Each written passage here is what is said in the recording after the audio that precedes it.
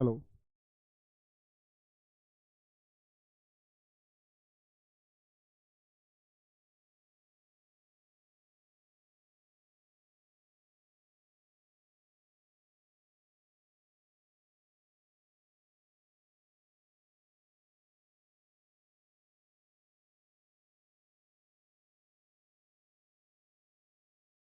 जय हिंद दोस्तों, मैं नवीन शर्मा आप सभी का स्वागत करता हूं। आशा करता हूं आप सब एकदम अच्छे हैं, एकदम बेहतरीन हैं। एक बार सारे प्यारे दोस्त बताएंगे आप सब कैसे हैं। उम्मीद करेंगे अच्छे होंगे, शानदार होंगे, बहुत अच्छे से पढ़ाई करते होंगे अपने उन सब ड्रीम्स को फुलफिल करने के लिए जो आपने सोचे हैं, जो लिखे हैं। और वो सब पूरा भी होगा अगर आप बहुत मेहनत से और बहुत शिद्दत के साथ में आगे अपनी पढ़ाई को करते जा रहे हैं और हर रोज़ मेहनत करते हैं।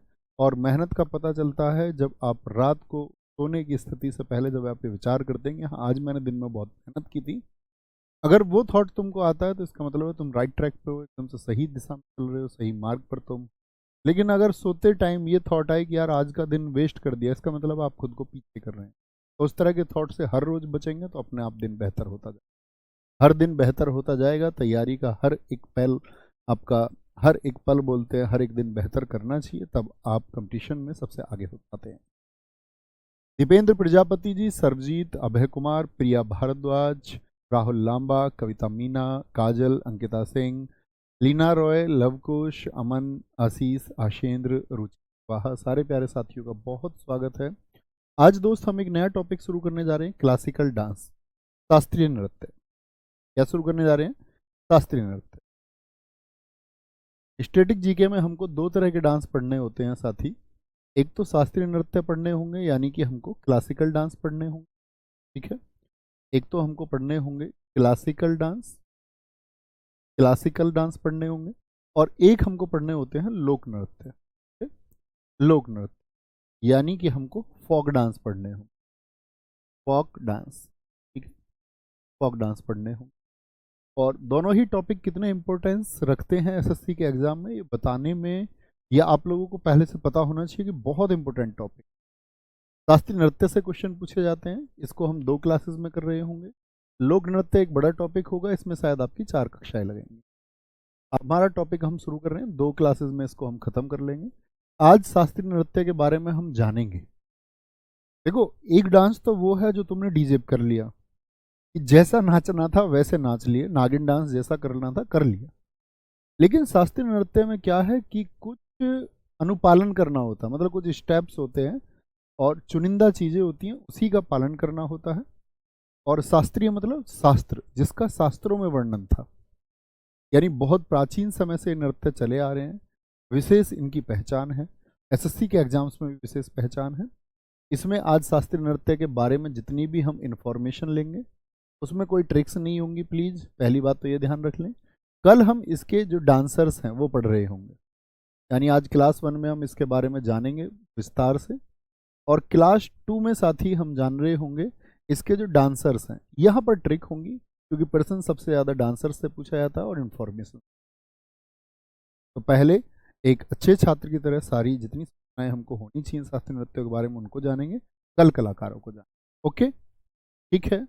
और जब आज की क्लास होगी, मैंने बताया जब कभी भी नया टॉपिक होगा, आज लगभग 2 बजे के करीब या 2 बजे से पहले तक आपको पीडीएफ मिल जाएगी इसकी, शास्त्रीय नृत्य और उसके आपके कलाकार। यानी आज की जो क्लास है और कल जो क्लास होगी पीडीएफ आपको आज ही मिल जाएगी, ठीक है। उसको देख करके आप अपने नोट्स हूबहू बना सकते हैं, और या चाहे तो क्लास में लेके फिर नोट्स को बैठा करो। ओके, आगे शुरू करें साथी।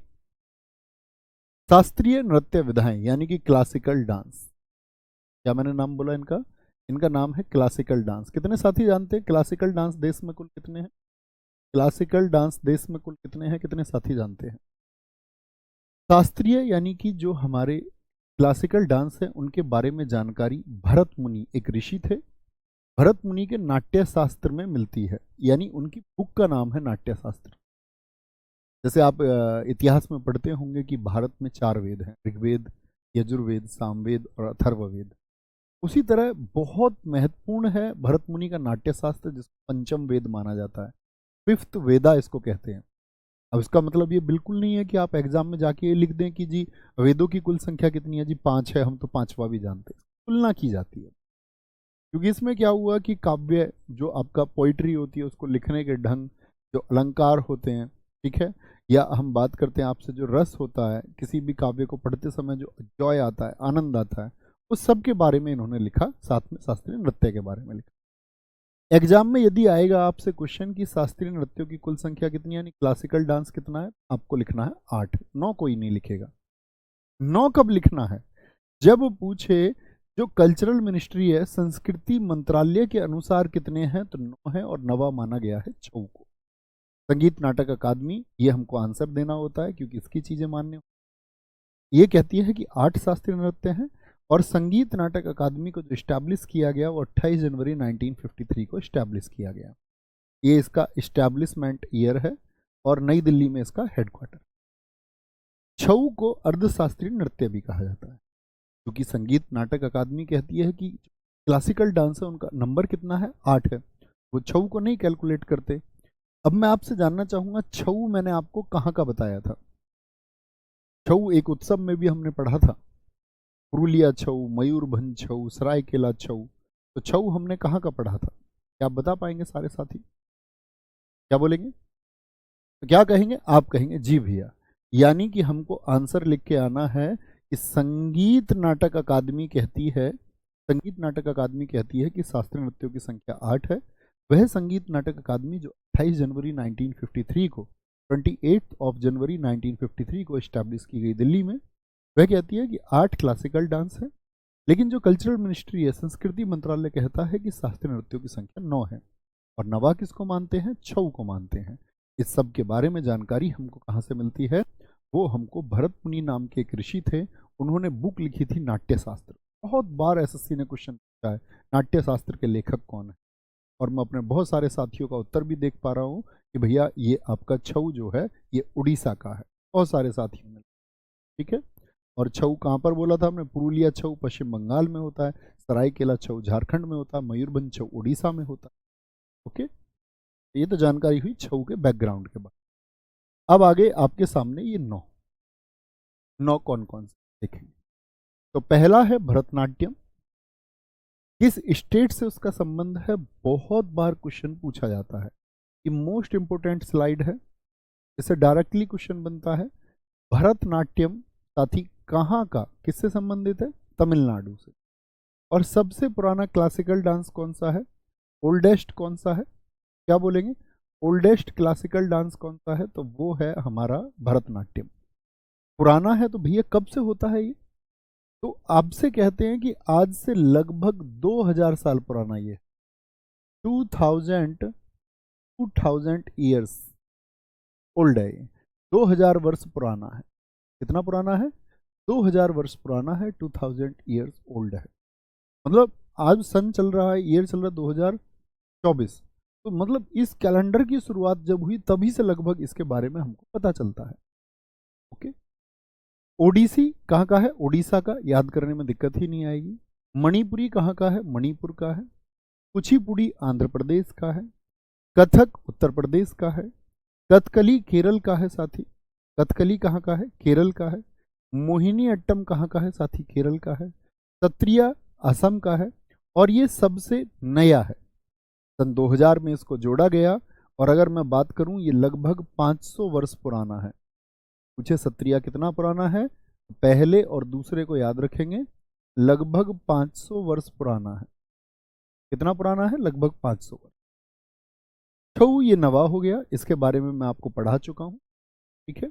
लेकिन पेपर में एग्जाम में क्या लिख के आओगे? शास्त्रीय नृत्यों की संख्या 8 की 9। तो इस 9 को हम मिटा देते हैं क्योंकि इसके बारे में मैं आपको पढ़ा भी चुका हूं, ठीक है। कब ये यूनेस्को में शामिल हुआ, कैसे हुआ, ये जब मैं आपको फोक डांस पढ़ाऊंगा तब मैं सारी चीजें आपको बता, के लिए निश्चिंत रहना है। देखिए कितने हैं टोटल, एग्जाम में हम 8 लिख के आएंगे, ये बात हम जान चुके। 8 कौन कौन से हैं आपके सामने लिखे हुए हैं। अब यहां से क्वेश्चन कितनी तरह के पूछे जा सकते हैं ये देखना। एक तो सबसे पुराना, सबसे नया याद रखेंगे। ओडीसी आप पिछले एसएससी सीजीएल में देखिए, 2022 और 23 के प्रीलिम्स में एक ही क्वेश्चन पूछा गया कि सत्रिया को कब शामिल किया गया, 2022 के प्रीलिम्स का। कुचिपुड़ी याद करते हैं साथी, देखना एक बार आप बोलेंगे भरतनाट्यम, भरत से याद रख लेना, मिलन, भरत का मिलन हुआ था ना भगवान श्री राम जी से, भरत का मिलन, तो मिलन से तमिलनाडु, या बोल दे भरत कह रहे हैं कि तुम मिलना भगवान श्री राम जी से, तुम मिलना। ओडिसी का ओडिशा, ओडिसी का ओडिशा, बहुत अच्छा उत्तर लिखा है एक साथी नंदिनी ने, वेरी गुड। मणिपुरी का मणिपुर आसानी से याद हो सकता है। कच्ची पूड़ी कौन खाएगा? मैं आपको एक पक्की पूड़ी दूं और एक कच्ची पूड़ी दूं, आप कौन सी खाओगे भैया? आप कहोगे भैया मुझे आंखों से दिख रहा है ये कच्ची पूड़ी है ये पक्की पूड़ी है, तो कच्ची पूड़ी तो भाई अंधा खा सकता है, आंध्र प्रदेश को मैंने कहा था ये अंधा है, अंधा। कच्ची पूड़ी अंधे को खिलाओगे वो खा जाएगा, उसको दिखेगा ही नहीं। तो कच्ची पूड़ी कौन खाएगा? अंधा, आंध्र प्रदेश। कथक कौन नहीं थकता? बोल दे यूपी वाले थकते नहीं है। अब और स्टेट वाले ये मत कहने लगना कि भैया ऐसे क्यों कह रहे हैं, भाई याद करने के लिए। अच्छा, जो यूपी के एकदम से बहुत चौड़े हो जाएंगे ये सुन के कि यार यूपी के लिए ये बात आ गई थकने की, लेकिन थकना किसमें? डायलॉग्स बाजी में। यूपी में बड़े बड़े डायलॉग होते हैं, आपने सुना हो, हमारे चाचा विधायक हैं, हमारे फूफा विधायक हैं, तो थकते नहीं है बड़े बड़े डायलॉग्स देने में। कौन? यूपी के। अब ठीक रहे यूपी। कथकली मैंने आपको बताया, कली और अट्टम पूरी स्टैटिक जीके में हमारे रूट वर्ड किसके हैं? केरल के हैं। ये मैंने पीछे भी आपको याद कराए थे, कौन कौन से? कली और अट्टम, कली और अट्टम हमेशा याद रखें। सत्रिया कहाँ का है? असम का। सत्र जो चला था, संसद में चलते हैं सेशन, सत्र, सत्र आसाम खत्म हो गया, सत्र आसाम खत्म हो गया। ठीक है, कोई दिक्कत कोई परेशानी? बाकी जानकारी सॉरी, इतनी बात समझ में आई। अब मैं एक बार ये मिटा दूं, अब बोलने का प्रयास करेंगे मेरे साथ में कि मैंने कहाँ से बोला। देखें जरा साथी, पहले को बोलने का प्रयास करेंगे तो माइंड में एक इमेज बनेगी, इसी को हम स्कैन टेक्निक कहते हैं। आंखें बंद करके थोड़ा बोलने का प्रयास करिए, आंखें खुली से भी प्रयास करें। बोलेंगे जी। तब भरतनाट्यम कहाँ का बताया साथी? तमिलनाडु। भरतनाट्यम कहाँ का है? तमिलनाडु का है। ओडिसी कहाँ का है? वो ओडिशा का है, ओडिशा का है। मणिपुरी कहाँ का है साथी? वो आपका मणिपुर का है, मणिपुर का है। कुचिपुड़ी कहाँ का है साथी? आपका आंध्र प्रदेश का है, आंध्रा का है। कहाँ का है? आंध्र प्रदेश का है। कथक कहाँ का है? ये तो यूपी आ गया। कथकली और मोहिनीअट्टम दोनों कहाँ के हैं? केरल के हैं। सत्रिया, सत्रिया कहाँ के? असम के। सत्रिया कहाँ का है? असम का। अब ध्यान से स्लाइड को देखिए, क्वेश्चन पूछा जाएगा आपसे, ऐसा कौन सा राज्य है या ऐसा कौन सा स्टेट है जिसके दो क्लासिकल डांस हैं? ऐसा कौन सा स्टेट है जिसके दो क्लासिकल डांस? आप बड़ी आसानी से उत्तर दे सकते हैं, केरल के हैं, केरल के। अच्छा, मैंने आपसे कहा था एक बात कि आपके पास में मैप होना चाहिए सबके, हर किसी की बेंच पर मैप होना चाहिए, कॉपी में या सामने दीवार वॉल पर लगा रहना चाहिए। अब अगले स्टेप पर चलते हैं। अब के जो मॉडिफाइड आपके साथी पूछे जाते हैं क्वेश्चंस, वो अगर मैं बात करूं आपसे, उनके पूछे जाने का, उनके पूछे जाने का साथी अगर हम बात करते हैं, उनके पूछे जाने का क्या, उनके पूछे जाने का साथी आपका क्या और स्तर रह सकता है और क्या पूछ सकता है? इतनी बात में कोई, एक बार सबको फिर से मिटाते हैं, एक बार सबको फिर से मिटाते हैं और एक मैपिंग करते हैं। उस मैपिंग के माध्यम से हम और क्वेश्चनों को हमेशा याद रख पाएंगे। मुझे ये बताइए आप लोग कि जो भरतनाट्यम है वो तमिलनाडु में होता है। कहाँ पर होता है? तमिलनाडु में। तमिलनाडु मुझे बताइए भारत में किधर स्थित है? नॉर्थ की साउथ? तो आप कहेंगे भैया ये वाला जो हिस्सा है ये तमिलनाडु का है, ये क्या है? ये तमिलनाडु है। यानी तमिलनाडु को मैं कह सकता हूं कि ये जो भरतनाट्यम यहाँ पर होता है, भरतनाट्यम, ये साउथ में होता है कि नॉर्थ में? तो हमने ये तो जान लिया कि भरतनाट्यम दक्षिण का है। कहाँ का है? साउथ का।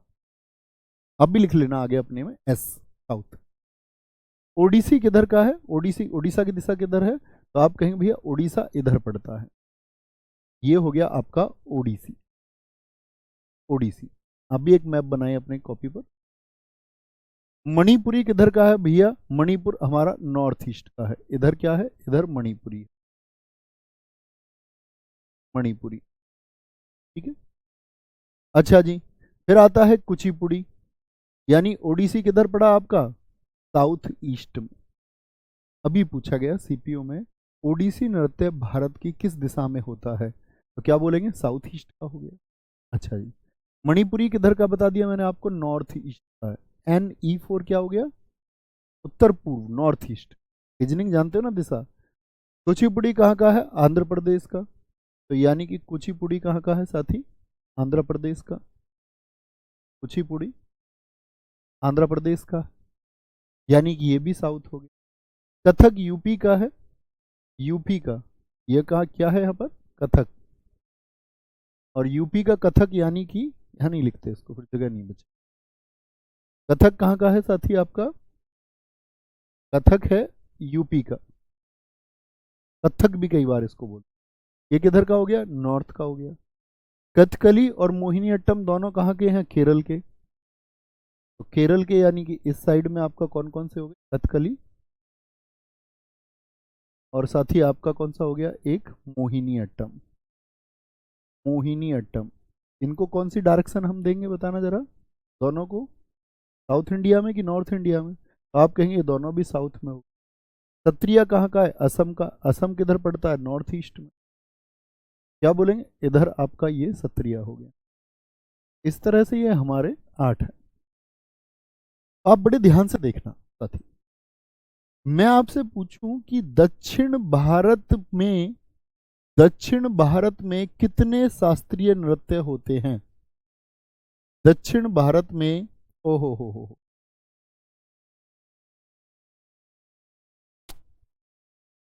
कोई नहीं, फिर से लिख लेते हैं। भारतनाट्यम को मैंने आपसे कहा, एक बार मैं इसको मिटा लेता हूँ फिर से सारे को, कई लेयर इसमें चढ़ गई ना, रियली सॉरी। फिर से कर लेंगे, कोई दिक्कत।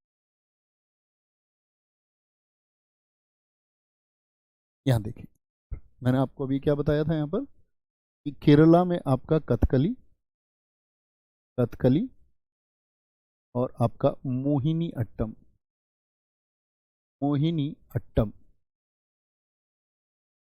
ठीक है साथी। 3 3 6, क्या बोलेंगे? 2 3 5 2 7 1 8।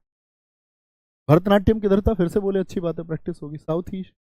साउथ ईस्ट में आपका ओडिसी। मणिपुरी किधर है? North east. कुचिपुड़ी किधर है? साउथ में। क्या आपका कथक किधर? नॉर्थ में। कथकली साउथ में, मोहिनीअट्टम साउथ में, और आपका सत्रिया किधर है? North east. तो मुझे बताओ साउथ के कितने हैं? सारे दोस्तों ने उत्तर दिया 4। एक तो ये रहा भरतनाट्यम, कुचिपुड़ी, कथकली और मोहिनीअट्टम। तो साउथ में कितने हैं? साउथ में भैया 4 क्लासिकल डांस हैं। अच्छा मुझे बताओ नॉर्थ ईस्ट में, उत्तर पूर्व भारत में कौन कौन से हैं? मणिपुरी है और सत्रिया है। तो नॉर्थ ईस्ट के कितने हो गए साथी? नॉर्थ ईस्ट के हो गए 2। अच्छा साउथ ईस्ट का कितना है साथी? आपका साउथ ईस्ट का ओडिसी है सिर्फ एक, उसकी संख्या 1 है। और नॉर्थ का साथी कितना है? नॉर्थ में आप कहेंगे 1 है। नॉर्थ में क्या है? 1 है। ऐसे हम इसको देखते हैं, ये साउथ हो गया, ये नॉर्थ हो गया, ये ईस्ट हो गया, ये वेस्ट। तो मुझे नहीं लगता किसी भी साथी को कोई दिक्कत आती हो। आई डोंट थिंक कोई दिक्कत। तो क्या बोलेंगे? साउथ में हो गया। अभी ऐसा तो नहीं है कोई बुद्धू बच्चा जो बोले जी साउथ को दक्षिण तो बताओ। ऐसे बुद्धुओं का कहीं नंबर नहीं है दूर दूर तक भी, याद रख लेना। एक कह रहा जी साउथ को हिंदी में बता दो। दक्षिण है, दक्षिण पूर्व है, उत्तर पूर्व है, दक्षिण है, उत्तर है, दक्षिण है, दक्षिण दक्षिण, ये आपका उत्तर पूर्व। इतने बुद्धू रहेंगे, इतने बुद्धू रहेंगे तो कैसे काम चलेगा? दिशाओं के नाम तो याद होने चाहिए। अच्छा अब क्वेश्चन क्या बन सकता है? तो हम लॉजिकली सोचेंगे कि 4 से क्वेश्चन नहीं पूछेगा, तो पूछ भी सकता है पूछने को, लेकिन सबसे ज्यादा प्रश्न पूछा जाता है ऐसा कौन सा शास्त्रीय नृत्य है जो उत्तर भारत में आयोजित होता है? सारे दोस्त बताएंगे ऐसा, ऐसा कौन सा, बताएंगे फटाफट से, कौन सा क्लासिकल डांस है जो उत्तर भारत में आयोजित होता है? छऊ की साथ ही बात ही नहीं करनी हमको। सर आपने ये फिंगर टिप करवा रखे हैं पहले से, कविता मीना जी बहुत शानदार है, आपका विजन चल रहा होगा, बड़ी अच्छी बात है। ठीक है, तो अब तक क्या होता था कि ओडिसी को हम मानते थे किसमें, साउथ में, लेकिन इस बार एसएससी सीपीओ ने पूछ लिया उसका डायरेक्शन भी साउथ ईस्ट ही दे दिया, तो साउथ ईस्ट फिर हमको चुनना होगा क्योंकि वो है भी साउथ ईस्ट। तो इस तरह के प्रश्नों को, ये बेसिक क्वेश्चन है जो बन सकते हैं, तो आपके माइंड में साथी ये हमेशा होना चाहिए। कभी ऐसा ना हो कि आप कोई गलती करें,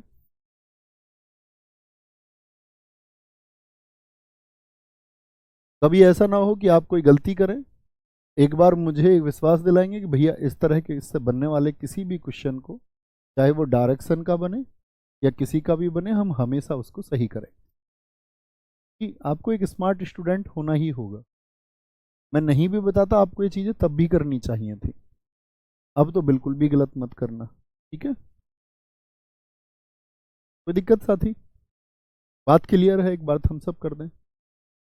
उत्तर भारत का एक ने तो कथकली लिख दिया है, बताओ इसको, बुद्धू को इतना अभी भी समझ में नहीं आ रहा है कि कथकली केरल का, और केरल किस दिशा में है, बताने के बावजूद कथकली लिख रहे हो तुम यार। बाकी सब कथक लिख रहे, एक ने कथकली लिखा, एक देखो ये सविता मणिपुरी लिख रही है। आगे आएंगे, अब चलते हैं इन सब के बारे में जानकारी। तो आप सारे बोलेंगे कि भरतनाट्यम कहाँ का है, अब सारे दोस्त उत्तर देंगे इसको। तो भरतनाट्यम कहाँ का था साथी बताएं, कहाँ का, दक्षिण भारत का है और तमिलनाडु का है। इसका पुराना नाम सादिर था, पहले इसको सादिर कहा जाता था। इसी का अन्य नाम दासी अट्टम है और अग्नि नृत्य है। इसको दासियां करती थी पहले। पहले पता है क्या होता था, बहुत सारे गांवों में या बहुत सारी जगह पर जो मंदिर होते थे, उन मंदिरों में एक कन्या को समर्पित कर दिया जाता था, ये देवताओं के लिए नृत्य करेगी, तो उसको दासी माना जाता था कि भगवान जी की दासी है, और उसका पूरा जीवन उस जो मंदिर होता था उस मंदिर में नृत्य करने में गुजरता था। मंदिर में डांस करती थी, कहते कि देवताओं को प्रसन्न करने के लिए ये डांस कराना पड़ेगा, इसीलिए इसका नाम रख दिया गया दासी अट्टम। अग्नि नृत्य की, अग्नि के प्रवेश करके नृत्य करती थी। इस भरतनाट्यम के बारे में हमको ये जानकारी दो बुक से मिली, एक तो शिल्पाधिकारम तमिल की बुक है, एक आप हिस्ट्री जब पढ़ेंगे तो जब आप तमिल साहित्य को पढ़ेंगे वहाँ पे तमिल संगम, तब आप जानेंगे। अभिनय दर्पण एक पुस्तक है, दो पुस्तकें हैं। तो पूछे आपसे भरतनाट्यम की जानकारी किस पुस्तक से मिलती है, किस पुस्तक से मिलती है, तो आप कहेंगे अभिनय दर्पण।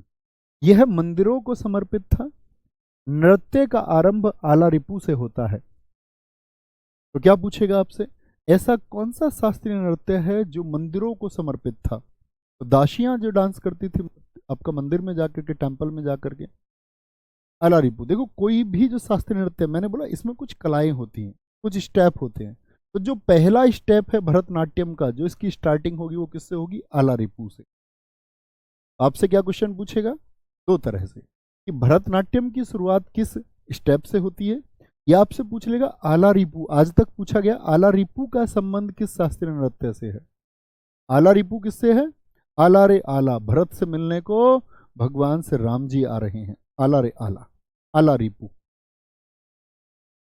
कटका मुख हस्त मुद्रा, इसमें तीन उंगलियों को जोड़ करके क्या बनाते हैं, ये ओम का साइन बनाते हैं, तीन उंगलियों को जोड़ करके। तो आपसे कभी भी पूछे कटका मुख हस्त मुद्रा का संबंध किससे है, थोड़े टिपिकल वर्ड्स हैं, लेकिन एसएससी बहुत पूछती है, आप प्रीवियस ईयर उठा के कभी देखना। मैं कहूँगा, मैं हमेशा से छात्रों से कहता था, अब से 2 साल पहले भी स्टैटिक जीके में, कि बड़े महत्वपूर्ण प्रश्न होते। बहुत सारे साथियों ने अंत भी लिख दिया है जी, थिल्लाना पर इसका अंत होगा, राजमीना जी, अभिषेक, अनिरुद्ध, कृतिका, बहुत शानदार। नृत्य का जो अंत होता है वो तिल्लाना स्टेप पर होता है, थिल्लाना, ये भी महत्वपूर्ण बात। तो शुरुआत किस पर हुई, आला रिपु पर, और खत्म किस पर हुआ, तिल्लाना स्टेप पर। नट्टूवार भरतनाट्यम में कविता पाठ करता है, एक तो नाचने वाला हो, डांस करने वाला डांसर हो गया, एक है जो वहां पर कविता पढ़ रहा है, उसको बोलते हैं नट्टूवार। तो नट्टूवार का संबंध किससे है, भरतनाट्यम से। धुन के लिए कर्नाटक संगीत का प्रयोग होता है, और एकल, एकल मतलब एक, एक कलाकार द्वारा विभिन्न भूमिकाओं को दर्शाया जाता है। जिसको एकाहारीय कहते हैं, यानी एक ही के द्वारा सारे आहार किए जा रहे हैं। और कर्नाटक संगीत जो है ये साउथ का म्यूजिक है, साउथ का म्यूजिक है। भारतीय संगीत के बारे में आपको जानना होगा कि भारतीय संगीत के दो हिस्से हैं। कितने? भारतीय संगीत के दो हिस्से हैं, यानी इंडियन म्यूजिक को दो पार्ट में हम बांटते हैं साथी आपका। एक तो हम बांटते हैं उत्तर भारत, तो जो नॉर्थ में होता है उसको हम बोलते हैं हिंदुस्तानी संगीत, और दक्षिण भारत में जो होता है उसको कर्नाटक संगीत हम कहते हैं। तो अभी कौन सा संगीत मैंने आपको बताया? सारे साथी बताएंगे। अभी मैंने आपको भरतनाट्यम में कौन सा संगीत, तो भरतनाट्यम नॉर्थ का है कि साउथ का है? तो साउथ का। तो साउथ में कौन सा म्यूजिक होगा भैया? आप केरल देख के आए ना इस डांस को? हाँ, केरल में हम मोहिनी अट्टम देख के आए साथी, कथकली देख के आए, मैंने लाइव भी दिखाया था इंस्टाग्राम आपको। सुनील भाई ठीक कह रहे हैं। इस नृत्य में भाई जब म्यूजिक आएगा तो क्या बोलेंगे, उसमें कौन कौन से वाद्य यंत्र होते हैं? मृदंगम, अभी आप इनके फोटोज दिखाऊंगा मैं आपको जब म्यूजिकल इंस्ट्रूमेंट्स में पढ़ाऊंगा। वीणा जो माँ सरस्वती जी के पास है, भगवान श्री कृष्ण जी के पास जो बांसुरी है आदि का प्रयोग होता है। जैसे क्वेश्चन पूछा हुआ है भरतनाट्यम में कौन से वाद्य यंत्र का प्रयोग होता है, तो मृदंगम, वीणा और बांसुरी। कोई दिक्कत, कोई परेशानी? रिपीट कर लें एक बार, देख लो इसको अच्छे से, कौन सा पॉइंट ऐसा है जो आपको क्लियर नहीं है। आंखें बंद करिए, बोलिए कि तमिलनाडु, मेरी बात सुनिए ध्यान से भैया, दक्षिण भारत में तमिलनाडु में एक शास्त्रीय नृत्य है आपका जिसका नाम है आपका क्या? भरतनाट्यम। भरतनाट्यम की अगर हम बात करते हैं साथी किस राज्य में? तमिलनाडु राज्य में आयोजित किया जाता है। यह मंदिरों को समर्पित है। इसका पुराना नाम सादिर था। इसी नृत्य को हम दासी अट्टम और आपका अग्नि नृत्य के नाम से भी जानते हैं। इस नृत्य की शुरुआत आलारिपू से होती है और इस नृत्य का जो अंत होता है वह थिल्लाना पर होता है। कट का हस्त मुद्रा का इस्तेमाल भी किसमें होता है? भरतनाट्यम में ऊंट का साइन बनाया जाता है। अगर हम संगीत की बात करते हैं तो संगीत कौन सा प्रयोग होगा? दक्षिण भारत का, अर्थात हमारा कर्नाटक संगीत इसमें प्रयोग होता है। ठीक है। नटुवार क्या करता है? कविता का पाठ करता है और एक ही कलाकार के द्वारा विभिन्न भूमिकाओं को किया जाता है, इसीलिए उसको एकाहार्य हम कहते हैं। क्या बोलते हैं? एकाहार्य। इसमें प्रयुक्त जो वाद्य यंत्र हैं वह मृदंगम, वीणा और बांसुरी है। बोलो आया मजा? इस तरह की जानकारी भी आपको इकट्ठी करनी होंगी अगर टॉपर लिस्ट में आना चाहते हो। तो काम चलाना चाहते हो तो बात दूसरी, काम तो चलता रहेगा, फिर 2-4 साल 5 साल तैयारी चलती रहती है बच्चों की। ठीक है, कोई दिक्कत, कोई परेशानी? आगे आएंगे भैया। आपने उनसे कोई क्वेश्चन तो नहीं पूछ लिया था? नहीं दोस्त, मैं क्या क्वेश्चन, वो उनकी एक्सपर्टीज है उसमें, बहुत आगे। तो बस 4 लाइन जानते हैं उसके बारे में, वो उसके कलाकार हैं, सम्मान्य लोग हैं कि भारत की जो पुरानी संस्कृति और कला है उनको बचाए हुए है कोई। ओके सर, वॉइस कम आ रही है बेटा, आ रही है ना? कम को मैं धीमे ही बोलता हूँ, ठीक है। मैं धीमे ही बोलता हूँ, मैं हमेशा बच्चों से कहता भी हूँ, उनको बताता हूँ कि एक स्टूडेंट को ऑनलाइन स्टडी के दौरान अपनी आंखों का और अपने कान का ख्याल रखना है। आंखों का इसलिए, जैसे आप देख रहे हैं ना, बैक कैसा है? ब्लैक कलर का है। आप पुरानी यूट्यूब वीडियोस खोलिए, उन सब के बैकग्राउंड आपको वाइट मिलेंगे। मैंने इसके बारे में अवेयरनेस प्रोग्राम चलाया, सब लोगों से बात की, सब टीचर्स से बात की कि बच्चों को हमको ब्लैक बैकग्राउंड पे, बहुत सारे लोग माने उस चीज़ को फॉलो करते हैं, बहुत सारे लोग अभी भी नहीं फॉलो करते ब्लैक बैक, कुछ लोग वाइट बैकग्राउंड पे। क्या आप आंखें खो देंगे अपनी वाइट बैकग्राउंड पे पढ़ेंगे तो। और साथ में आप याद रख लेना, माइंड का एक वर्क फंक्शन है। आपसे किसी ने प्यार से कुछ जो बोला होगा वो मेमोरीज हमेशा आपके माइंड में रहेंगी। आप भूल जाएंगे स्कूल में आपके दोस्त ने आपको किस प्रकार से गाली दिया, किस प्रकार के चिल्ला के उससे बात की थी, नहीं याद रहेगा। क्योंकि मस्तिष्क की मेमोरी का ये सिद्धांत है कि जो बहुत तेज आवाजें उससे टकराती हैं वो रिफ्लेक्ट होकर वापस चले जाती है एक टाइम के साथ। तो बहुत अधिक चिल्लाने की अवस्था में ना तो अध्यापक को पढ़ाना चाहिए और ना किसी को पढ़ना चाहिए। ये मूल नियम है कुछ पढ़ने के, ठीक है। आंखों का ख्याल रखना है। हमें सारे स्टूडेंट से ये भी कहता हूँ कि आपको अपनी आंखों के लिए प्रैक्टिस करनी चाहिए, 2 मिनट इन आंखों को देनी है। इस संसार को आप इन आंखों से देखेंगे। आप सोचिए, आप पढ़ते हैं और कल आपको पता चले कि आप देखने लायक नहीं रहे, क्या ही अर्थ है उस अध्ययन का? कि आप सुनने लायक नहीं रहे, है ना। बहुत धीमे ही सुनना चाहिए, मैं बोलता ही धीमे हूं। ओडिसी कहाँ का है साथी, बोले सारे दोस्त। उड़ीसा का है। कि भगवान कृष्ण से संबंध है इसका। यह त्रिभंग मुद्रा में किया जाता है। त्रिभंग मुद्रा किसकी है? ओडिसी की। इसे ओरिली भी कहा जाता है, तो ओरिली। इसकी शुरुआत किससे होती है? मंगलाचरण। और अंत किस पर होता है साथी? मोक्ष पर।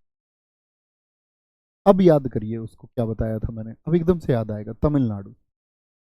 तमिलनाडु का जो भरतनाट्यम है उसकी शुरुआत आलारिपू पर, उसका अंत किस पर हुआ? थिल्लाना पर। इसकी शुरुआत मंगलाचरण से। तो मंगलाचरण का संबंध किस शास्त्रीय नृत्य से है? और मोक्ष का संबंध किस शास्त्रीय नृत्य से है? मंगलाचरण यानी पृथ्वी माता को पुष्प अर्पित किया जाता है शुरुआत में, और मोक्ष जो अंतिम होता है उसमें थरिजम डांस होता है, एक ओडिसी का ही भाग है। तो कभी भी पूछे थारिजम जो डांस है उसका संबंध किससे है? थारिजम का तो हम बोलेंगे भैया ओडिसी से। ठीक है।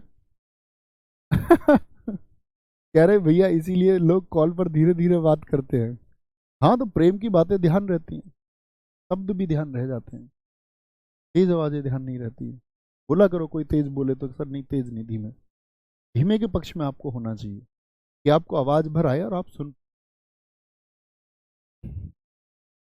नृत्य के उदाहरण, इस डांस के बारे में जानकारी जैसे हमको आपका भरतनाट्यम के बारे में 2 पुस्तकों से मिली। उदयगिरी और खंडगिरी की गुफाएं हैं। ये गुफाएं कहाँ पर हैं? आपका ये गुफाएं हैं उड़ीसा में। गुफाओं से भी क्वेश्चन पूछता है एसएससी, तो वहां से इनके बारे में प्रमाण मिलता है।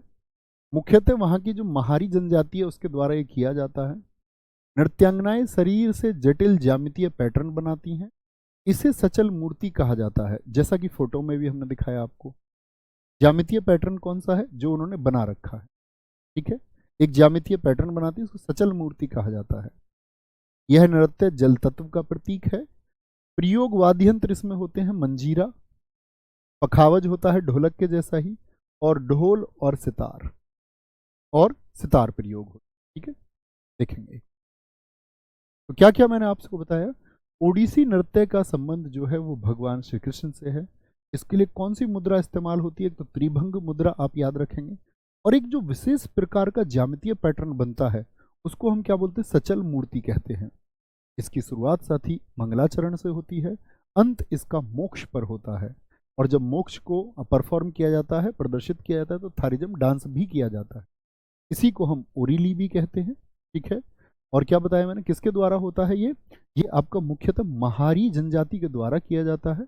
इसके बारे में जो एविडेंस मिलते हैं, साक्ष्य मिलते हैं, वो उदयगिरी की और या खंडगिरी की जो गुफाएं हैं उसमें इनके बारे में जानकारी मिली है कि इस तरह का नृत्य किया जाता था। वहां पर कुछ लेख मिले हैं। ठीक है, केव्स में, जिसको केव एडिक्ट हम बोलते हैं, गुफाओं पर लिखा मिला है इसके बारे में। जो आपका वाद्य यंत्र है इसमें सितार भी इस्तेमाल होता है, आपका पखावज भी इस्तेमाल होता है, मंजीरा भी इस्तेमाल होता है, ढोर भी इस्तेमाल होता है। ठीक है, बहुत जरूरी है। आगे आइए, मणिपुरी बताएं जी, मणिपुरी कहाँ का है?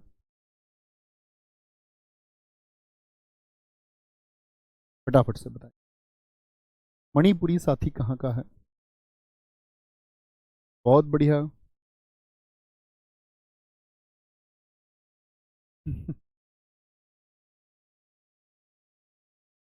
सर पहले आप शास्त्रीय नृत्य के नर्तक भी पढ़ाएंगे उनको, कल की कक्षा में हम करेंगे। आपने शायद शुरुआत से क्लास नहीं की, स्नेहा गुड़िया, आपको शुरू से पढ़ना चाहिए, पूरी क्लास किया करो। शुरुआत में ही बताता हूँ कि हम क्या पढ़ेंगे इस टॉपिक। मणिपुरी किससे है? ये भगवान विष्णु जी से संबंधित है। ओडिसी किससे था? भगवान श्री कृष्ण से संबंध था उसका। भगवान श्री कृष्ण के बाल्यकाल की कहानियां इसमें भी समझाई जाती हैं, मणिपुरी में भी, और किसमें? ओडिसी में भी। इसके 3 प्रमुख शैली हैं। लाई हरोबा मोस्ट इंपोर्टेंट, मुझे नहीं लगता एसएससी का कोई भी शिफ्ट खाली रहा हो। शिफ्ट से मतलब एग्जाम। संकीर्तन और रासलीला, 3 तरह की परफॉर्मेंस होती है। तो बहुत पूछा जाता है। लाई हरोबा तो मैंने आपको याद भी लाया, ओ संग लाई मणि। तो यो संग त्योहार और लाई हरोबा एक फेस्टिवल भी है। कहाँ का? मणिपुर का एक फेस्टिवल भी है। तो आपसे पूछे लाई हरोबा नृत्य किसका भाग है? लाई हरोबा याद रखेंगे मणिपुर का। जी भैया, हमको पहले से याद है। इसमें पेना एक वाद्य यंत्र है। वाद्य यंत्र का मतलब होता है म्यूजिकल इंस्ट्रूमेंट, जैसे आप पीपनी बजाने लग जाओ, सीटी बजाने लग जाओ, तो ये सब कहाँ के हैं? तो मणिपुरी में प्रयोग होता है। ठीक है, पेना वाद्य यंत्र का प्रयोग किया।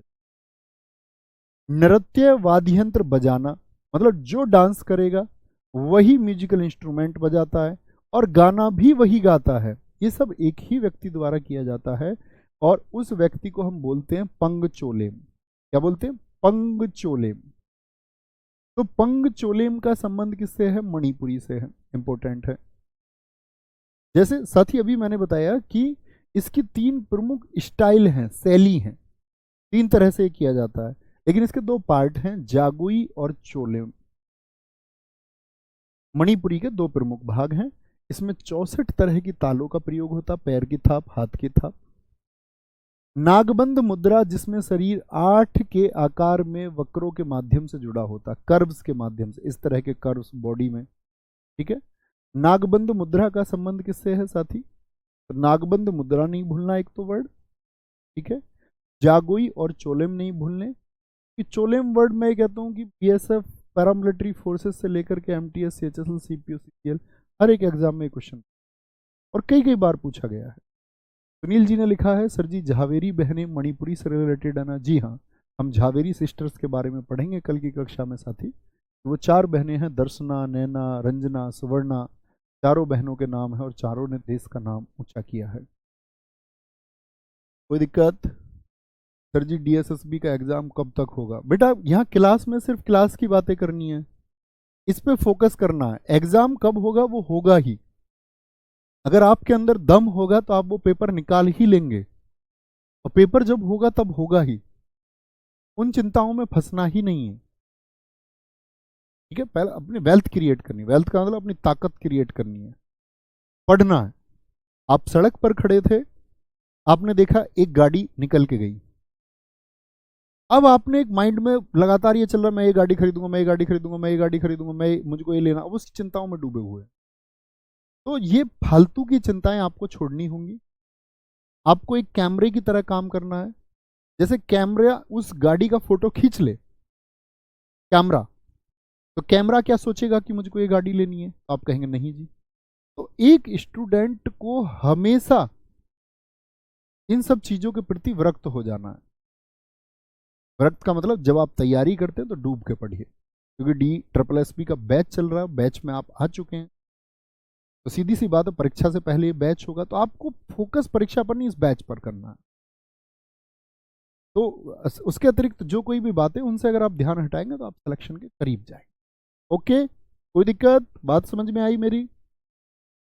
पंगचोलोम कभी नहीं भूलना भैया, आगे आएंगे एक बार फिर से देख लेते हैं।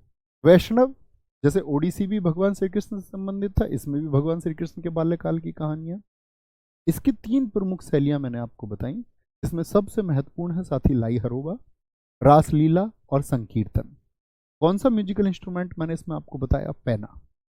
मैंने कहा कि इसमें गाना गाना, नृत्य करना और साथ में आपका म्यूजिक भी देना एक ही व्यक्ति के द्वारा किया जाता है, उसको पुंगचोलम कहते हैं।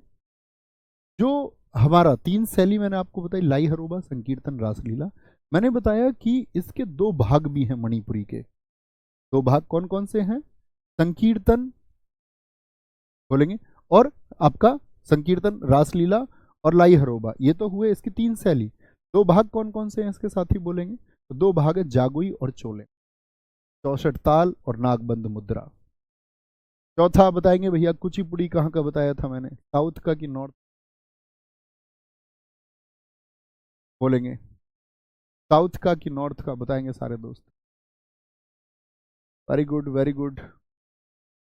गुरुजी त्रिभंग मुद्रा करके दिखाइए। भाई साहब, मैं इतना बड़ा डांस का एक्सपर्ट होता तो मैं उसमें शास्त्रीय नृत्य ही कर रहा होता।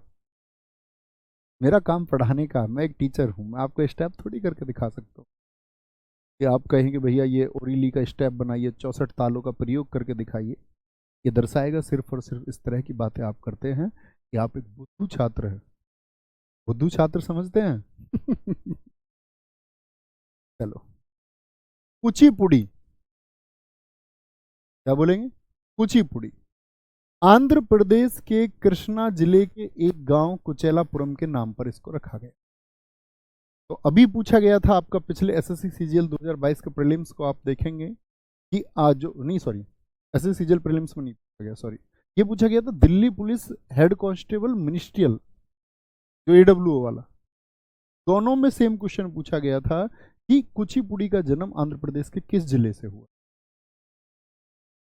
यह भाषण यानी कि जो कलाकार अपने मुख से शब्द निकाल रहा है और डांस कर रहा है उन दोनों को जोड़ता है। भागवत पुराण को आधार माना जाता है। पीतल की तस्तरी में पैर रख के इस नृत्य को किया जाता है। तो पीतल की तस्तरी किस नृत्य में प्रयोग होती है, तो क्या बोलेंगे भैया, कुचिपुड़ी में प्रयोग होती है। ये भी साउथ का है तो कर्नाटक म्यूजिक, तो बड़ी आसान सी बात है। मैं पूछूं कुचिपुड़ी में कौन सा नृत्य प्रयोग, कौन सा संगीत प्रयोग होता है, तो हिंदुस्तानी कहेंगे कि कर्नाटक। आप कहेंगे हिंदुस्तानी तो भैया उत्तर भारत का है। ठीक है, क्या बोलेंगे, उत्तर भारत का है। बहुत ठीक लिखा कई साथियों ने। आंध्र प्रदेश, ऋतुराज चौहान जी, बहुत ठीक उत्तर आपने दिया। बादल यादव जी बहुत सारा thank you. You too always बहुत सारा प्यार। आप भी इस दुनिया के सबसे अच्छे छात्र हैं। अच्छे छात्रों के बहुत अच्छी बातें निकलती हैं। मटरी बोल देता हूँ मैं उन स्टूडेंट को जो खराब की बातें करते हैं बिना आधार की, उनको हम टैग देते हैं मटरी का। सिद्धेंद्र योगी को कुचिपुड़ी का आदि गुरु माना जाता है। आदि गुरु मतलब शुरुआती गुरु, जिन्होंने इसको सिखाना शुरू किया लोगों को। आदि का मतलब होता है स्टार्टिंग, शुरुआत। भगवान शिव जी के लिए आप भजन सुनते, आदि ना अंत है उसका, ना आदि ना अंत। आदि किसको बोलते हैं, शुरुआत को। शुरुआत करने वाले गुरु। नर्तकों को जो इसमें से डांसर हैं इनको हम भगवतालू के नाम से जानते हैं। भगवतालू के नाम से जानते हैं। तुल्ला कद या पत्ताक्षर का संबंध किससे है, वो कुचिपुड़ी से है। इस नृत्य भाग में शरीर की हरकतें शामिल हैं। कावुत्तम में क्या होता है, व्यापक कलाबाजियां हवा में करतब किए जाते हैं। मंडूक शब्दम का इस्तेमाल किसमें होता है, वो आपका कुचिपुड़ी में होता है। जलचित्र नृत्यम, इसमें कलाकार अपने पैर के अंगूठे से सतह पर चित्र बनाते हैं, मतलब पैर के अंगूठे से चित्र बनाना डांस के दौरान ही। पुरुष कलाकारों की पोशाक को बगलबंदी कहा जाता है। तो पूछे कुचिपुड़ी में इस्तेमाल होने वाली जो आपकी पोशाक है उसको क्या कहा जाता है, तो क्या बोलेंगे, बगलबंदी कहा जाता है। देखिए क्या बोला मैंने, कुचिपुड़ी कहाँ का, आंध्र प्रदेश। आंध्र प्रदेश के किस जिले का, आपका कृष्णा जिले का। वहां पर जगह कौन सी, कुचेला। और ये किसको जोड़ता है, जो डांसर है जो बोल रहा, भाषण और माइम को जोड़ता है। पीतल की तस्तरी पर यह नृत्य किया जाता है। संगीत, इसमें कर्नाटक संगीत प्रयोग होता है। भागवत पुराण की जो कहानियां उनको डांस के माध्यम से दिखाया जाता है।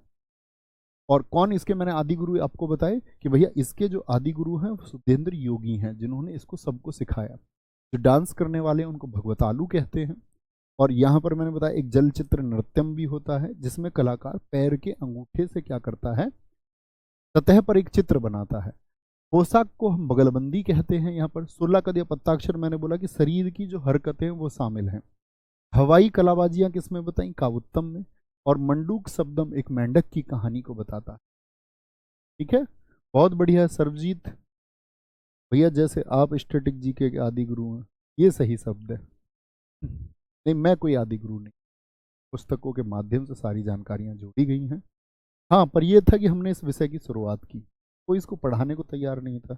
स्टैटिक जीके के नाम पे पता है क्या पढ़ाया जाता था, सोचो, प्रमुख बांध, प्रमुख नदियां, उनकी सहायक नदियां, पठार, एयरपोर्ट, परिवहन। तो पेपर से कोई लेना देना था नहीं दूर तक। और बच्चा स्टैटिक जीके में पेपर दे के आता है, जो नहीं पढ़ता। अभी भी जो छात्र नहीं पढ़ रहे होंगे, मान के चलो विनर्स बैच से नहीं जुड़े हुए हैं या अपने छात्र ही नहीं है, किसी माध्यम से बेचारे नहीं जुड़ पाए, उनको ये सब देखने को ही नहीं मिलेगा कहीं भी। कई भाई साहब एक्टिव हो गए ऑफलाइन सेंटर्स में, उन्होंने कॉपी निकाल के बांट दी। बच्चे का भला होना चाहिए, एटलीस्ट हमारी पीडीएफ ले लो, दिक्कत नहीं है। हमारा तो कोई भी पढ़ा रहा है कहीं भी, मेरी तरफ से अपने कंटेंट का कॉपीराइट कहीं नहीं। सबको जाए, सब पढ़ लें उसको, एटलीस्ट पढ़ाओ। ऐसा नहीं है कि वो तैयार करके।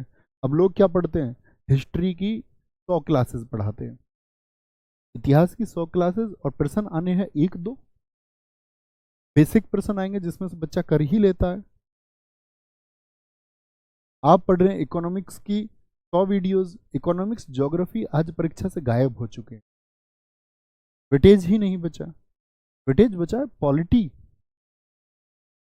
पॉलिटी सबसे पहला वेटेज स्टैटिक जीके का, दूसरा पॉलिटी का, तीसरा करंट अफेयर्स का। ये तीनों लगभग 80% को कवर कर देते हैं, बाकी 20% में सब कुछ है। ठीक है साहब। कथक, कथक का अन्य नाम क्या, नटवरी। बोलो कथक कहाँ का है साथी, ये राधा कृष्ण की कथाओं पर आधारित है। घुंघरू और चक्कर इस नृत्य की प्रमुख विशेषताएं। देखिए चित्र में उन्होंने पहने हुए भी हैं दीदी ने। एक कहानी सुनाने के लिए इस नृत्य का प्रयोग होता है, इसे पढ़ंत कहा जाता है। कथक नृत्य की जो वेशभूषा है वो अनारकली सूट पहना हुआ है। लंबी कमीज चूड़ीदार, जो नीचे पजामी पहनी जाएगी वो चूड़ीदार होगी। यह नृत्य लखनऊ घराना, जयपुर घराना, बनारस घराना और रायगढ़ घराना शैली में किया जाता है। आपके दिमाग में प्रश्न आएगा भैया घराना क्या, तो घराने हम पढ़ेंगे। घराने का मतलब होता है साथी, जैसे मानिए कि जब म्यूजिक की शुरुआत हुई तो किसी एक व्यक्ति से हुई होगी। उस एक व्यक्ति का केंद्र क्या था, तो उसके स्टूडेंट वहां आए तो लखनऊ में जो चला तो लखनऊ घराना हो गया। जयपुर से जो शुरुआत हुई तो जयपुर, जिस घर से शुरुआत हुई उसको जयपुर घराना हम कहते हैं। कथक की शास्त्रीय शैली को 20वीं शताब्दी में लेडी लीला सोखे के द्वारा पुनर्जीवित किया गया, नहीं तो कथक खत्म हो चुका था। तो कथक को रिवाइव किसने किया है, क्या बोलोगे? कथक को भैया किसने रिवाइव किया है? तो लेडी लीला सोखे ने, लेडी लीला सोखे ने, लेडी लीला सोखे ने, लेडी लीला सोखे। तो कथक के बारे में महत्वपूर्ण चीज, एक तो ये उत्तर का अकेला शास्त्रीय नृत्य है, नॉर्थ का अकेला है बेचारा, एकला चलो रे, अकेला है। ये राधा कृष्ण की कथाओं पर आधारित है। घुंघरू और चक्कर, ये मैंने आपको बता दिया, महत्वपूर्ण चीज नहीं है। क्या बोलोगे? घराना, तो पूछे कि आपका कथक का संबंध किस घराने से है, तो लखनऊ, जयपुर, बनारस और रायगढ़ घराना। इस तरह का प्रश्न नहीं पूछता, प्रश्न हमेशा पूछता है क्योंकि घराने ज्यादा है, तो पूछा कथक का संबंध किस घराने से नहीं है, और इसके अलावा अन्य नाम दे देगा, कोई अन्य नाम दे। ठीक है, शिवम कुमार जी बहुत धन्यवाद मेरे साथी। कथकली, और कथकली केरल का है, और कौन सा था केरल का दूसरा बताएंगे? कथकली विशेषतः पुरुषों के द्वारा किया जाता है, हालांकि अब तो महिलाएं भी इसको करने लग गई हैं। रामायण महाभारत की कहानियों का नृत्य इसमें किया जाता है। हम ये देख के आए थे कथकली जब हम केरल गए। इसमें जो हीरो होता है नायक, उसको पाचा बोलते हैं। एक खलनायक आता है, खलनायक, जिन साथियों ने मेरी वो वीडियो देखी होगी वो जाने होंगे वो कैसे आके उससे लड़ता है। तो खलनायक है जो इससे आके लड़ता है। ठीक है, इसको कथी कहते हैं, कथी मतलब जो हमने देखा तो पहले ये आता है, और इसको दो स्त्रियां फिर रिझाती हैं। तो ये किसी एक की तरफ चला जाता है तो दूसरी वाली नाराज होती है, दूसरी की तरफ चला जाता है तो पहली वाली नाराज होती है। इस तरह की चीज़ों में फिर ये दोनों को मनाता है, उसमें दोनों को खुश करता है कुछ कुछ गिफ्ट करके। और फिर एक विलेन आता है, ठीक है, विलेन की एंट्री होती है, और उसमें बहुत सारी कथाएं, जैसे हमारे समय हमारे वहाँ पर देखा गया था जब हम इसको देख रहे थे, तो जो दुशासन है, तो दुशासन के वध की कथा को दिखाया था वहाँ पर महाभारत की। खलनायक, इसमें चेहरे का हाव भाव का प्रदर्शन किया जाता है, चेहरे से करता है सब कुछ, आंख वाँखों से, ऐसे आंखें मटका करके, मुंह मटका करके सारा डांस करता है। तो बड़ा इंपॉर्टेंट क्वेश्चन है कि कौन सा नृत्य इसमें चेहरे का हाव भाव प्रदर्शित किया जाता है। और ये एक थिएटर में होता है, मतलब आगे यहाँ पर स्टेज होती है और यहाँ पर ये दर्शक बैठे रहते हैं ऐसे, ये शायद आपने भी देखा होगा, ऐसे फिर चेयर्स होती हैं। तो ये जो जगह है इसको बोलते हैं थिएटर, ये कुट्टम पालम है, बहुत इंपॉर्टेंट है। कथकली का थिएटर क्या कहलाता है? कुट्टम पालम। कथकली में 24 मुद्राएं होती हैं। म्यूजिक इंस्ट्रूमेंट जो है इसमें इडक्का, चिंदा और मडालाम का प्रयोग होता है। जो साथी में महत्वपूर्ण मार्क कर रहा हूँ उस पर ध्यान देना है हमेशा। कथकली आकाश तत्व का प्रतीक है। कथकली गीतों के लिए प्रयुक्त भाषा मणि प्रवलम अर्थात मलयालम। कि भाई केरल की भाषा क्या है? मणि प्रवलम, तो मलयालम और संस्कृत का मिश्रण। गीतों के शब्दों को अट्ट कथा कहा जाता है। तो आपसे कभी भी पूछेगा अट्ट कथा का संबंध किससे है, तो आप क्या कहेंगे साथी? अट्ट कथा का, तो आप कहेंगे कथकली से है भैया, कथकली से। मणि प्रवलम का संबंध किससे है? कथकली से है। ठीक है, और आपका कथकली किस तत्व का प्रतीक है? आकाश तत्व का। इडक्का, चंदा, मडालाम का प्रयोग होता है। इसमें जो नायक है वो पाचा होता है, खलनायक को कथी कहते हैं। रामायण महाभारत की कहानियां इसके आधार हैं। ठीक है, और नाट्य स्थान कुट्टम पालम कहलाता है। कुट्टम पालम। चेहरे का भाव दिखाइए सर, सविता जी कह रही हैं। सविता बच्चे बोर्ड पे फोकस करना है, अतिरिक्त बातों पे नहीं। गंदे बच्चे मुझे बिल्कुल पसंद, ठीक है, गंदे बच्चे बिल्कुल पसंद नहीं है साथी। गंदे बच्चे से मतलब होता है कि आप लीक से हट के बातें करते हैं। तो जब आप टाइप कर रहे होते हैं तो आपको इतनी बुद्धि नहीं होती कि टाइप करते टाइम अब आपका मेरा ध्यान कक्षा से हट गया, तो जब मेरा ध्यान कक्षा से हट गया और मैंने इस कमेंट करने को ज़्यादा महत्व दे दिया तो मेरा ध्यान उस घर परिवार से भी हट गया जिसने सपने लगा रखे हैं मुझसे। साथी बहुत मेहनत करनी है, डूब के तन्मयता के साथ में ऐसी मेहनत करो कोई और ना कर पाए, तब तुम टॉप पे रहोगे। नहीं तो कोई भी रिप्लेस कर देगा तुमको, 2 दिन में कर देगा, कोई 1 महीने में कर देगा। ठीक है, टॉप पे बने रहना, निरंतर मेहनत करनी है। अलग अलग पात्रों के लिए चेहरे के सुपरिष्कृत श्रृंगार के साथ में सिर की टोपी का उपयोग किया जाता है। श्रृंगार या वेशम 5 प्रकार का होता है: पाचा, काठी, थड़ी, कारी और मिनुक्कू। अलग अलग रंगों के श्रृंगार में अपना महत्व होता है और बड़ी मेहनत करते हैं लोग। मैंने देखा तैयार होते हुए कम से कम 2 घंटे तैयार करने में लग जाते हैं, इतने वो खड़ा ही रहता है वजन को, उसको सोचिए कितना मुश्किल है। हरा रंग कुलीनता, देवत्व और सद्गुण इंगित करता है। नाक की बगल में यहाँ पे एक लाल धब्बा बनाया जाता है जो राजसी गौरव को दिखाता है। ठीक है, बुराई और दुष्टता इंगित करने के लिए काले रंग का प्रयोग किया जाता है। यहाँ से प्रश्न कभी नहीं पूछा जाएगा, ये बात याद रख ले लिए। बस याद रख लेना जो इसमें मेकअप होता है विषम कितने प्रकार का होता है, 5 प्रकार का। वो 5 कौन कौन से नाम है वो मैंने आपको लिख के बता दिए। ठीक है, पीडीएफ आपको मिलेगी ये। पीला रंग संतों और महिलाओं के लिए होता है। पूरी तरह लाल रंग से पुता चेहरा बुराई इंगित करता है। पूरी तरह नहीं, पूरी तरह। सफेद दाढ़ी उच्चतर चेतना और देवत्व वाले प्राणियों को इंगित करती है। तो ये आपकी जानकारी के लिए, परीक्षा से इससे कोई लेना देना नहीं। मोहिनी अट्टम, मोहिनी का मतलब सुंदर स्त्री। बताओ कौन से भगवान जी ने मोहिनी का रूप धारण किया था? Monika Singh ji, thank you. मोहिनी सुंदर स्त्री, अट्टम डांस है। मोहिनी अट्टम अकेली महिला के द्वारा किया जाता है। बताइए कहां से इसका संबंध है? बालों में देखिए ध्यान से, सिर को चमेली के फूल लगाए जाते हैं। इस नृत्य में केरल कसावू साड़ी पहनी जाती है। कसावू साड़ी, इसके लिए भी मैंने एक वीडियो बनाई। थोड़ा पूछा जाता परिधान कि कसावू साड़ी का संबंध, जैसे कुचेलापुरम साड़ी आंध्र प्रदेश की है, कुचेलापुरम जगह वहाँ की है, तो कसावू साड़ी का प्रयोग किस पे होता है? मोहिनी अट्टम में होता। इस नृत्य का उल्लेख व्यवहार माला नामक प्राचीन ग्रंथ में किया जाता है। मैंने वहां जाकर ये भी देखा कि ये हैंडमेड साड़ियाँ होती हैं, कैसे ये बनती हैं हाथों से, बड़ी प्रसिद्ध है।